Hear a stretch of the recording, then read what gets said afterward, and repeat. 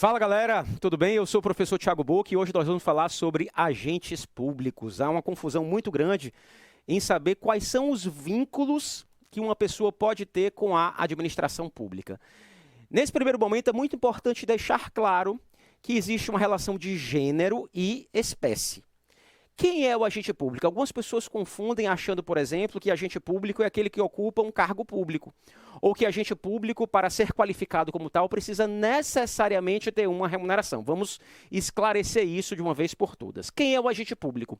É toda pessoa que exerce uma função pública. Precisa ocupar, Thiago, um cargo público para ser considerado agente público? Não. Precisa ter um vínculo definitivo com a administração pública para ser qualificado como agente público? Também não. Precisa receber uma remuneração para ser qualificado como agente público? Também não. Então, qual é o conceito, feitas essas considerações, que nós podemos apresentar de um agente público? Agente público é toda pessoa que exerce uma função pública, ocupando ou não um cargo público, com ou sem remuneração, a título precário ou definitivo.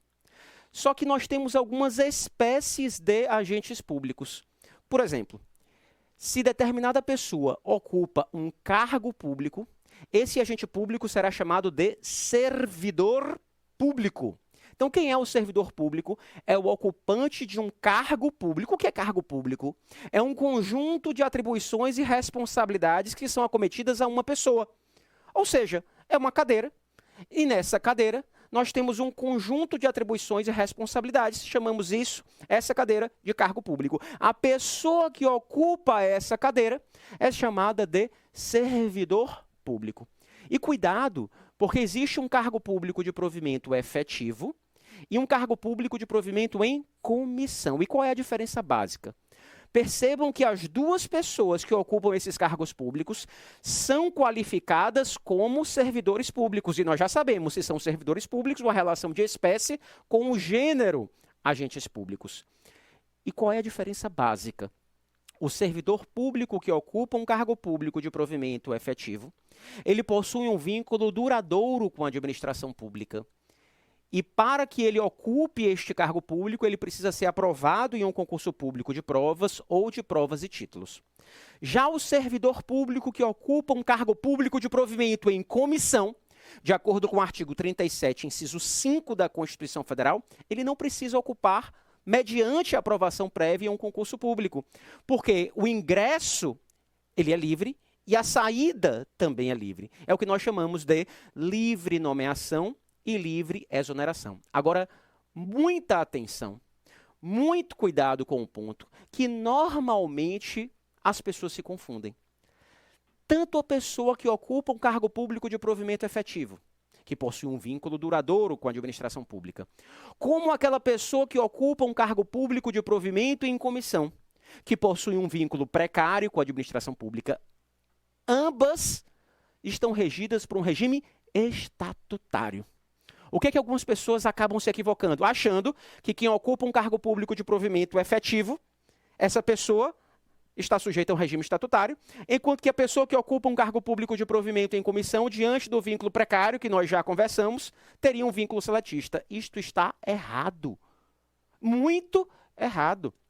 Ambos estão sujeitos ao mesmo regime, que é o regime estatutário. Por exemplo, no âmbito federal, nós temos a Lei 8.112, que é o Estatuto dos Servidores Públicos Civis da União, autarquias federais e fundações públicas de direito público federais.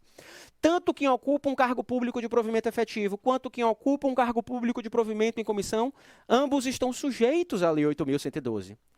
Com uma peculiaridade, é claro, nem todos os direitos, nem todas as garantias, nem todas as previsões da Lei 8.112, diante da natureza precária de quem ocupa um cargo público de provimento e comissão, são a essas pessoas aplicadas. Não faz sentido, por exemplo, aplicar uma norma constitucional que tem uma receptividade de acordo com a Lei 8.112, qual seja a estabilidade a quem ocupa um cargo público de provimento em comissão. Mas isso não desnatura o regime, a essência de quem ocupa esses dois cargos públicos. Então percebam que o servidor público é apenas uma espécie de agente público. E nós temos outras espécies, por exemplo, o empregado público. Se você faz, por exemplo, um concurso público para o Banco do Brasil, um concurso público para a Caixa Econômica Federal, um concurso público para a Petrobras, um concurso público para o Banese, um banco aqui do âmbito do estado de Sergipe, você está fazendo um concurso público para ocupar não um cargo, mas para ocupar um emprego público, diante de uma base seletista naquela relação funcional. Existem normas seletistas com uma estabilidade mitigada a essas pessoas. Terceira espécie que nós podemos citar nesse nosso rápido bate-papo diz respeito aos contratados temporários. Eles estão previstos no artigo 37, inciso 9 da Constituição Federal. São aquelas pessoas que, diante de uma necessidade, diante de uma peculiaridade, de um serviço público específico, excepcionalmente, possuem um vínculo correspondente ao que nós chamamos de REDA, Regime Especial de Direito Administrativo. Veja que o contratado temporário, ele não ocupa cargo. Veja que o contratado temporário, ele não ocupa um emprego, ele apenas exerce uma função pública. E eu apresento, por fim, uma quarta espécie. Claro que existem outras considerações que vocês devem aprofundar o estudo do direito administrativo, que é o particular em colaboração com a administração pública. E aqui é bem interessante porque nós temos espécies de particulares em colaboração com a administração pública que recebem remuneração, e outras espécies de particulares em colaboração com a administração pública que não recebem remuneração. Por exemplo, se você vai ser nomeado um jurado, se você vai ser nomeado um mesário no âmbito eleitoral, por exemplo, você exerce função pública, não recebe remuneração, mas é qualificado como agente público, porque se exerce função pública, nós já sabemos, também é considerado agente público. Mas eu posso também ter um particular em colaboração com a administração pública que seja remunerado.